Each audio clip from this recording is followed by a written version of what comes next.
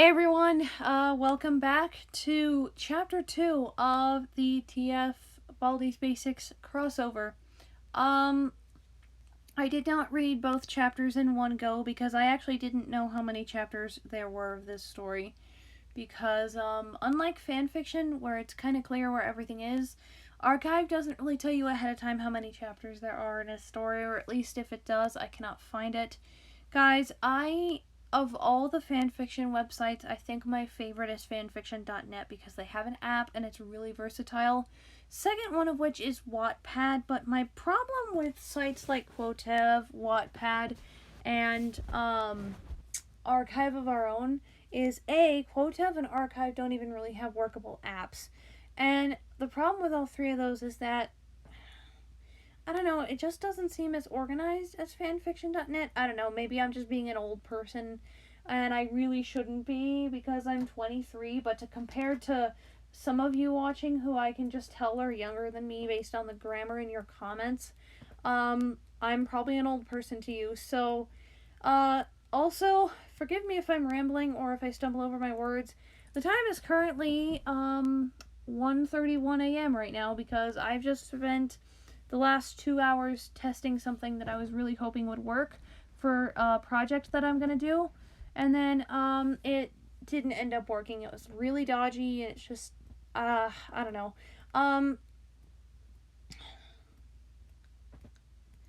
Anyway, that aside, let's read the next chapter of Not Fortuna Primogenia. That's a story my friend and I are reading. That's a TF story. It's actually a really good one. It's here on Archive. You know what? I've never actually read that thing all the way through, but it has 57 chapters. So, that would be a series like all its own that I'd read in the future. So, before I get started with chapter 2 of this story, which I kind of already have spoilers for thanks to my partner,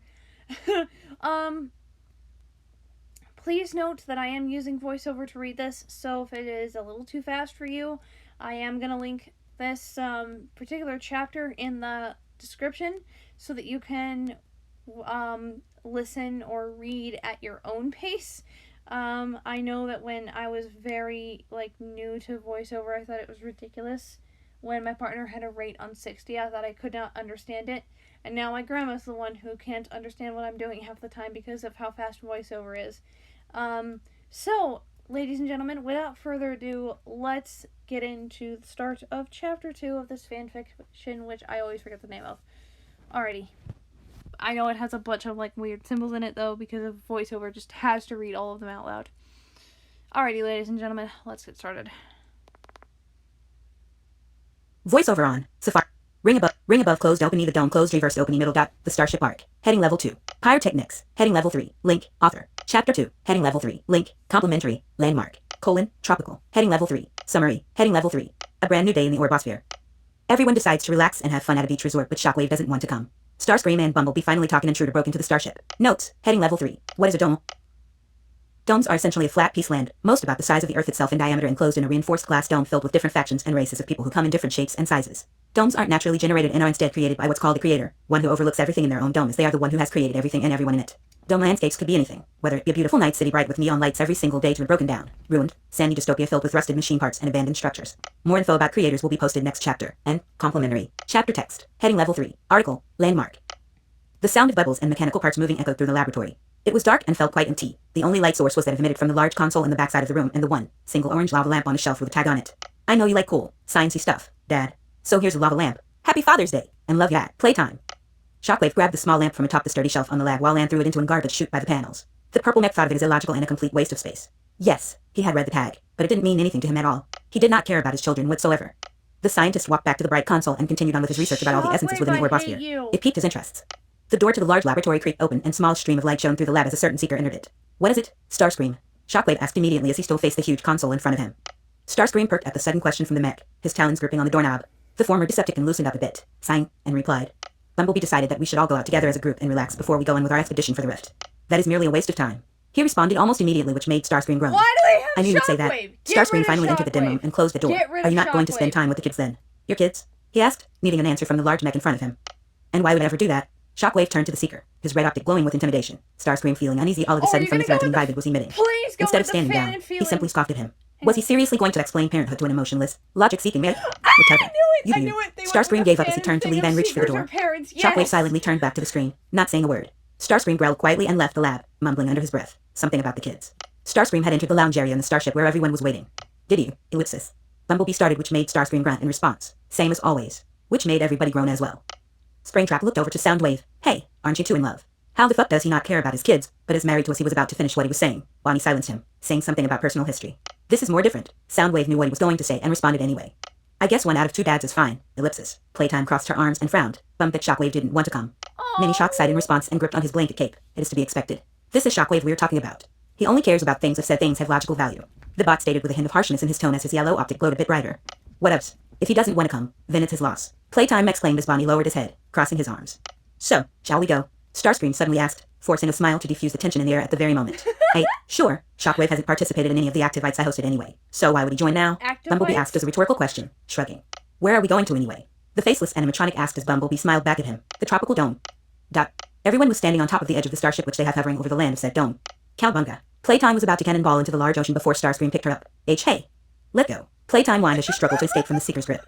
We're going down safely, whether you like it or not, he said to Girl as he started transforming into his old form with the screams of the child drowning out as she was trapped in the jet. Mini Shock rolled his optic and entered inside Starscream as well, with Playtime trying to kick and punch her way out. Starscream then flew down from the starship and over the large, tropical landscape of the dome. Everyone stared at the huge sea beneath them, spreading across the dome. How the fuck are we going to get down from here? Springtrap asked as he looked at the others. Knowing they had no other choice, Bumblebee answered, we jump. Are you serious? If Playtime was confident enough to do it, then so should we, Jeremy stated as he ran and jumped from the starship, falling down swiftly as he landed in the waters of said ocean. Everyone looked at the animatronic in the water. He was quite far down but still managed to know that he's giving all of them a thumbs up. The rest of the 3 looked at each other before jumping as well into the vast sea beneath the starship. Springtrap was under the sea for a while, scanning the entire underwater corals and reefs. He concluded that, ellipsis, there were a lot of fishes and marine life as he floated back to top. Ain't gonna do that ever again. Afton groaned as he coughed out water. Bumblebee looked over to Soundwave and asked, you have the teleporter that'll bring us back home? He asked as the silent mech nodded, holding up a small remote-like device with just a huge red button on it and a tiny antenna on top. Come on, let's head to shore and meet up with the others, Springtrap said, still frustrated from all the waters he got in his system. The corpse in him still wasn't used to water after being burned from the fire. The 2 mechs nodded as they all swam straight to the shoreline. Shockwave was back in the lab, continuously researching the various essences and powers one can gain from them until an alarm blurred out all across the starship. The mech simply pulled up the security systems on the screen and navigated through it. He checked each and every security cameras and sensors throughout the starship but found nothing of suspicion. Silent, Shockwave had turned off the alarm and left the room in search of the problem. He trekked down the dim hallways of the starship. After everyone left for their trip, most of the lights were deactivated to save energy. The humming of the ship was echoed throughout the entire ventilation system. Most of the ones residing in the ship would feel uneasy when left alone to walk the darkness of the aircraft, but this is Shockwave, a mech who feels no emotions. He checked each and every room and had found nothing of suspicion. After his search around the ship was a complete failure, he traveled back to his laboratory. The scientist creaked open the door only to find the very thing he was searching for. The sun within the dome was setting, creating a beautiful orange and pink gradient in the sky while the star shined on the ocean as it sets in the horizon. Of course, none of this is real. It just recreates the gorgeous setting you may see back on Earth. Everyone was on the shore by a tropical resort, drying off from diving in the ocean. Mini Shock, Playtime, and Starscream were excluded though as they just flew down from the starship. Lame. I wanted to jump. Playtime pouted, quite upset that she did not get to jump. Safety over fun is what I always say, Mini Shock stated, sat beside Playtime on a log.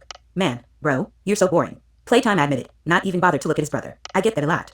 Bumblebee was by the seaside, waves crashing onto the glistening sands of the dome. He was using a large towel to dry off, watching the sunset as he did so. Starscream approached a smaller mech, arms crossed as he stood by the scout.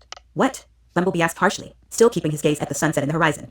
Even till now you're still mad? Starscream glared at the mech, disappointed that he was still mad during a time like this. Oh, shut up. Bumblebee gripped on the tower and stomped away, his pedest steps loud and clear even when stepping on the white sand. Starscream pouted and rolled his optics at the bot's antics. He turned around and went back to the others in the resort. Is he coming? Bonnie immediately asked the Seeker when he entered the resort. There were long tables on the side with lots of food on them and slow, tropical music played through the speakers. Springtrap was busy eating some of the food while the siblings were sitting on the same log as before, watching the sunset and the horizon together. Soundwave was nowhere to be found though. Starscream merely groaned in response as Bonnie asked that. No. He answered as he went over to the random stump and sat on it. Did you even try asking him? Well, Bonnie rolled his eyes before stating that he'll go get Bumblebee and went off, leaving the other 4 in silence. Starscream glanced around the area, wooden fences, tiki torches, long wooden tables with food, and a few speakers in the area playing music. He then noticed Soundwave missing and asked the others immediately about where he was. Uncle Soundwave's just taking a walk around the beach. He says he liked the feeling. Playtime answered as she held a tub of ice cream she got from who knows where. The Seeker grunted. Typical. Inside the room in front of the panels was a silhouette of a monkey, presumably one of the monkeys from the Monkey Dome, a dome filled with various different monkeys and balloons coming from the Balloons TD6 universe. As Shockwave approached closer, he noticed that the monkey was wearing a black leather suit and purple bandana tied where around her head where her eyes would be and crossbow attached to the backside of her suit. She also has really messy hair and a large ponytail to go along with it. The monkey noticed the pedest steps of the giant mech and jumped back from her position and turned to the scientist before she got picked up by him. KCH, hey, let me go. The monkey struggled against the strong grip of Shockwave's hand as he stared at the intruder. The monkey felt uneasy from his stare and stopped moving around, though she still felt a bit uncomfortable. What is your name and what are you doing here? Shockwave immediately asked after the monkey stopped moving. Jasmine, ellipsis. Jasmine targets. Now please let me fucking go. You damn weirdo. Jasmine spoke with a typical Minnesotan accent as she struggled even more as Shockwave moved over to the garbage chute he threw the lava lamp in earlier. Hey, hey, hey, hey, Jasmine shouted as Shockwave drew his servo closer to the chute. No, no, no, wait. And that was the last thing Jasmine said before she fell down the garbage chute, though. Shockwave knew this wouldn't be the last time he saw the monkey. As he approached the console, he noticed a USB plugged into one of the USB ports on the bottom side of the panel, though he really had no use for it, other than letting Playtime watch anime on the console while Shockwave was away on an expedition. A pop-up appeared on the screen which read, transferring files 9938/11194, link. With a little bit of hacking, he found out that the files were going to be sent to a secretive group called Hotespeak if ever the intruder completed the file transfer. Shockwave merely canceled the transfer and crushed the USB into tiny pieces before throwing it into a tube filled with acid. The mech, after everything that just happened, went back to researching. It was already past sundown in the tropical dome as the sounds of the wave crashing against the shores left quite a chill and relaxing vibe to everyone within the resort. In the center of the space they were in was a small bonfire Springtrap had started to keep each of them warm. Well, actually, it was just to keep Playtime warm since she is the only other living human among them. The others, who were mostly robots, didn't really need the warmth of the bonfire, yet they still gathered around it to feel comfy and relaxed. Mini Shock gripped on his blanket cape and covered himself with it as he leaned on the person who was sitting next to him, which is Uncle Springtrap. The small robot looked at the bright night sky, watching the shining crystals in the cosmos above flicker and twinkle. The olive rabbit placed his hand on his nephew to keep him comfortable as they both stargazed together. Playtime, on the other hand, casually played a ukulele she got from within the resort, a soft and slow song fit for the nighttime tropical vibes. The red-dressed girl sat between Jeremy, who was roasting a stick of marshmallows above the fire, and Soundwave, who was simply vibing to the girl's melody. Bumblebee was at the back though, watching from a distance, sitting on a wooden chair as he smiled at the group. This would be the very last chance they got to relax peacefully without any problems before they continued with their expedition to the Trash Dome. Another person approached the scout and grabbed a chair before placing the furniture right beside the mech, sitting on it right after. Bumblebee glanced over to the person taller than him, arms crossed. It was Starscream. The Seeker had a melancholic expression on his faceplate as he stared back at the group. It kind of made the scout sad himself as well. All this time he had been shouting and yelling at the Seeker with no hesitation, even when he did nothing wrong, out of pure hatred of their past. Starscream was more forgiving on the other hand, surprisingly. After stepping through the portal with Shockwave that led to the Orbosphere, he felt the calmest he has ever been since. Ellipsis. Well, ever. He does still act like a total jerk at times, said by Playtime a few days ago, but he always never holds a grudge against the people he used to hate back in their world. Comma, ellipsis. What's up? Question mark. Bumblebee quietly asked the Seeker, facing back at the group by the campfire. The scout nervously fiddling with his digits. The Seeker sighed and turned his gaze over to the mech beside him. So you finally decided to talk to me, huh? He'd respond but not really giving an answer to Bumblebee's greeting. I guess the young mech paused for a moment to ponder a bit on what he was going to say next and continued. Starscream raised a ridge, waiting for a reply. Look, Starscream, I know I wasn't really acting the nicest towards you. And you weren't. Starscream stated, cutting Bumblebee off, which frustrated him a little bit, but decided to continue. I know, it's just Bumblebee took in a quick vent before continuing, seeing the others in peace, being kind to one another, just, ellipsis. He paused again, which made the Seeker confused just a bit. I'm sorry for being such an asshole to you, Starscream. The scout then looked at the Seeker, coolant stripping down from his optics. It's just that I really had a hard time being around you ever since we got here and... The scout glanced away once more. I feel really horrible treating you that way since I knew in my very spark that you've really changed. Bumblebee would continue on apologizing, kind of embarrassed that he, the very captain of the starship itself, was crying. Starscream felt remorse for the scout. He smiled slightly and placed a servo around the mech, which made Bumblebee flinch and look at the taller Cybertronian. Ah, well, I understand. Starscream said softly, leaving Bumblebee with optics wide, surprised that Starscream would be this forgiving. A relay, question mark. Bumblebee stuttered, which made the Seeker chuckle. Well, you're still in Autobot. I won't let you off the hook that easily. Starscream remarked jokingly to try and lighten up the dark mood, which also made Bumblebee chuckle in return. I know it may seem strange coming from a backstabbing individual like me, but the Seeker glanced over to the night sky with all the stars shining, stars that were formed due to the light coming from the other domes and satellites in space. Bumblebee looked at the sky as well, wiping off the coolants on his faceplate. I forgive you, Bumblebee. He said softly. You've known me as the vile second-in-command of the Decepticons your whole life. And then when you suddenly got paired up with me to create an entirely new team of Cybertronians combining both Decepticons and Autobots after stepping through that portal, I would feel the same way honestly if I hadn't gotten this calm and relaxing feeling. The Seeker went on, which left the scout in silence. You're right, this is strange coming from someone like you. The yellow mech would remark jokingly, which caused Starscream to snort in response. I'm just glad we could settle this, you know, ellipsis. Well, I was waiting all year for an apology. He answered sarcastically, and you got your wish. Thanks. No, thank you. Ellipsis. And article. Series this work belongs to, heading level 3, complimentary, landmark. Voiceover off. Okay, so it does belong to a series. I'm gonna have to go ahead and read the rest of the fanfics. I don't know what is coming, but okay, so let me go over, I'm gonna do the thing where I go to my home screen. My partner actually read this fanfiction more before I did because she didn't know that I was just going to read the first chapter. And she had actually told me about that conversation between Starscream and Bumblebee. And there's one thing that she is right about, and that's that, to be honest, it would honestly fit more if it was Starscream and RC. Because they are the two that have just had the worst past. I think it would have been really, really, really great to see RC and Starscream have that conversation.